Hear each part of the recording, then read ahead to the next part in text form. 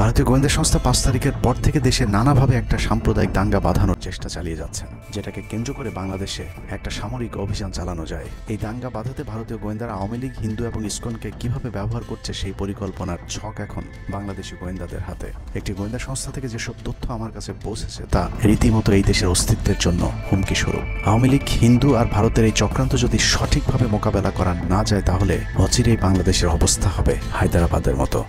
জননেত্রী শেখ হাসিনাকে দেশ থেকে সরে যেতে বাধ্য করেছেন। বাংলাদেশকে নিয়ে ভয়ঙ্কর এই চক্রান্তে জড়িত আওয়ামী লীগ, সনাতনী এবং ইসকনের অন্তত 40টি হোয়াটসঅ্যাপ গ্রুপ এবং জুম মিটিং এর ভিডিও হাতে পেয়েছে গোয়েন্দারা। গোয়েন্দাদের কাছে প্রাপ্ত এসব তথ্যে যা উঠে এসেছে তা আটকে ওঠার মতো।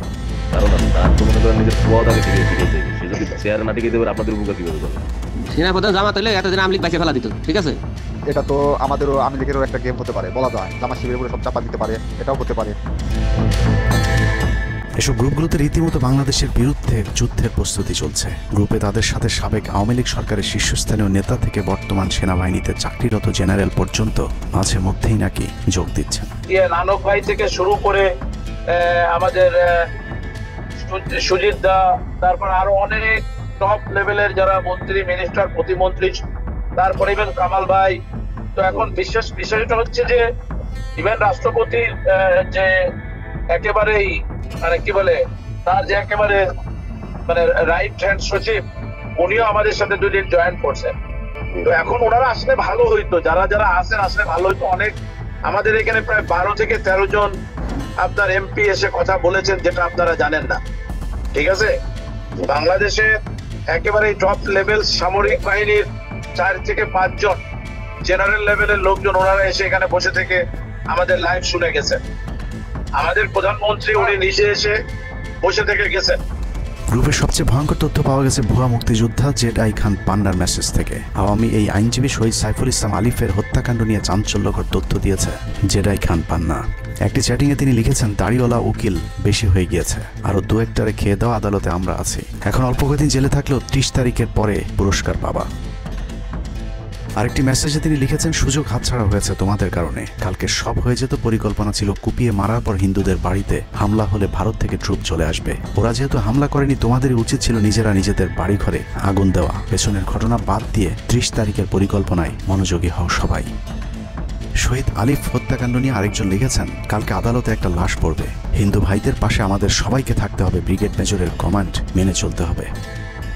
30 তারিখের কর্মসূচি নিয়ে গ্রুপটিতে সশস্ত্র যুদ্ধের মাধ্যমে দেশ দখলের ভয়ঙ্কর সব আলোচনা করার ভিডিও হাতে এসেছে আমাদের। তারা বাংলাদেশের অস্ত্রগুলি আছে, এই অস্ত্রগুলি কোথায় আছে আমার কাছে অলরেডি খবর আছে। আমি নিউজ দিচ্ছি গোয়েন্দাদের মাধ্যমে, তারা বলেছে 5000-এর বেশি তারা অস্ত্র আছে, M60 রাইফেল, সাইবার রাইফেল আছে, 47 রাইফেল আছে, তাদের কাছে অত্যাধুনিক হটগান আছে। আলোচকদের একজন বলছিলেন, সাবেক এবং বর্তমান পুলিশের সমন্বয়ে 1700 অস্ত্রধারী গ্যারিলা প্রস্তুত করা হয়েছে 30 নভেম্বরের জন্য।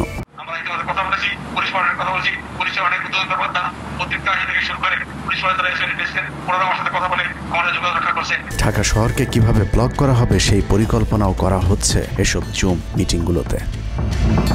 আমাদের কাজ হলো আব্দুল্লাহপুর, আব্দুল্লাহপুর, আশুলিয়া, টঙ্গীর আছে, আমরা উত্তরা ওইটা একটা ব্লক দিবেন, তাহলে আমরা খুব সহজেই আমাদের কাজ সফলতা পাবো। সশস্ত্র যুদ্ধের জন্য পুরো দেশকে মোট 10টি বিভাগে বিভক্ত করা হয়েছে, যেখানে একজন করে ব্রিগেড মেজর নিয়োগ দেওয়া হয়েছে, যাদের সবাই দেশেই অবস্থান করছেন। এর মধ্যে গ্রুপে প্রাপ্ত জেডাই খান পান্নার নম্বরটিতে মেসেজ পাঠানো হলে মুহূর্তেই সাড়া দেন তিনি। কল করতেই গড় গড় করে সবকিছু স্বীকার করেন। জেডাই খান পান্না, জি আমি তাই। 30 তারিখ 50 থেকে 80 ভাগ পুলিশ, আনসার, এমনকি সচিবালয়ের আমলারাও তাদের পক্ষে মাঠে নামবে বলে স্বীকার করেন গেরিলা আক্রমণের পরিকল্পনাকারী জেডাই খান পান্না। আপনারা কি কোনো গেরিলা ইনভেশন হামলা করা যাবে? ঢাকার স্টুডেন্টরা যদি এখনো সাপোর্টার্স অর্গানাইজ হইতে নামে, এই অ্যাডমিনিস্ট্রেশনের 50% না 80% লোক নেমে আসবে, পার্টিকুলারলি পুলিশ, আনসার এবং সেক্রেটারিয়েট থেকে। পালিয়ে যাওয়ার আগে এই ভিডিও প্রচারের সাথে সাথে রাষ্ট্রদ্রোহিতার অভিযোগে তাকে গ্রেফতার করতে হবে, তাহলে চক্রান্তকারীদের আরও পরিকল্পনার তথ্য পাওয়া যেতে পারে। ভবিষ্যতে এ ধরনের ষড়যন্ত্র বন্ধ করতে গ্রুপে থাকা সকলের মোবাইল নম্বর এবং চেহারা দেখে শনাক্তের পর দ্রুত গ্রেফতার করতে হবে। সূত্র জানিয়েছে ডিজিএফআই প্রধানের প্রত্যক্ষ তত্ত্বাবধানে চলছে এসব দেশ বিরোধী তৎপরতা। আর্মিকে ম্যাজিস্ট্রেসি পাওয়ার দেওয়া হলেও তাদেরকে ক্ষমতা প্রয়োগ করতে দেওয়া হচ্ছে না, যে কারণে আওয়ামী লীগ নেতারা বেশিরভাগ এখনো দেশে থাকলেও তাদেরকে ধরা হচ্ছে না। অতএব সেনাবাহিনীর উচ্চপদস্থ হাসিনাপন্থী অফিসারদেরকে দ্রুত সেনাবাহিনী থেকে সরাতে হবে। 5 তারিখ সেনাপ্রধান যে ভূমিকা রেখেছেন তার জন্য তিনি অবশ্যই প্রশংসার দাবিদার, কিন্তু সেনাপ্রধানকে প্রমাণ করতে হবে তিনি আসলেই নায়ক নাকি খলনায়ক। 5 তারিখের পরেও সেনাবাহিনীর গুরুত্বপূর্ণ পদগুলোতে রদবদল না করা এবং গুম খুনের সাথে জড়িত অফিসারদের বিরুদ্ধে কোনো ব্যবস্থা না নেওয়া সহ বিডিআর হত্যাকাণ্ডের বিষয়ে দৃশ্যমান কোনো পদক্ষেপ না নেওয়া খুবই সন্দেহজনক। সূত্র জানিয়েছে সেনাপ্রধানের স্ত্রীর সাথে প্রতিনিয়ত শেখ হাসিনার যোগাযোগ রয়েছে। অতএব সেনাপ্রধানকে দ্রুত তার অবস্থান পরিষ্কার করে সেনাবাহিনীর গুরুত্বপূর্ণ পদগুলোতে নতুন করে নিয়োগ দিতে হবে। সেনাবাহিনীর জুনিয়র এবং মধ্যম সারির অফিসার এবং সৈনিকদের সবসময় দেশের স্বার্থে যুদ্ধের জন্য প্রস্তুত থাকতে হবে। মনে রাখতে হবে সেনাবাহিনী আমাদের আস্থার প্রতীক। সিনিয়র অফিসারদের দেশবিরোধী আদেশ এলে সৈনিকদেরকে নিয়ে তাদেরকে প্রতিহত করতে হবে। মনে রাখতে হবে সংখ্যায় আপনাদের মতো দেশপ্রেমিকদের সংখ্যাই এখনো সেনাবাহিনীতে বেশি। দেশের যে কোনো প্রয়োজনে সেনাবাহিনী যদি জনগণকে ডাক দেয় তাহলে এ দেশের প্রতিটি মানুষ জীবন দেওয়ার জন্য প্রস্তুত রয়েছে। ডক্টর মোহাম্মদ ইউনূসের পাশে থাকা ভারতীয় গুপ্তচর আসিফ নজরুল, মিলিটারি সেক্রেটারি ফেরদৌস হাসান সেলিম এবং প্রেস সেক্রেটারি শফিকুল আলমকে দ্রুত সরাতে হবে। প্রধান উপদেষ্টার সাথে ছাত্র নেতাদের সাক্ষাতের পথ সহজ করতে হবে। আসিফ নজরুলের অসৎ উদ্দেশ্যে মাহফুজ আলমকে তার পাশ থেকে সরিয়েছে।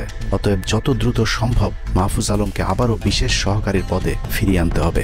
গুরুত্বপূর্ণ যে কোনো সিদ্ধান্তের ক্ষেত্রে নাহিদ এবং আসিফদের মতামত প্রধান উপদেষ্টাকে গুরুত্বের সাথে নিতে হবে।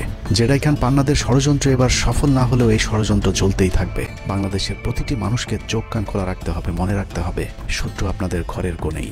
ভারত যদি বাংলাদেশে আক্রমণ করে তাহলে সবার আগে আওয়ামী লীগ আর শ্রীকৃষ্ণের ভক্তরাই আপনার গলায় ছুরি ধরবে। অতএব শত্রুরা যেন আবারও বাংলাদেশের স্বাধীনতাকে ভারতের কাছে বিক্রি করতে না পারে সেদিকে সবাইকে লক্ষ্য রাখতে হবে। আল্লাহ হাফেজ।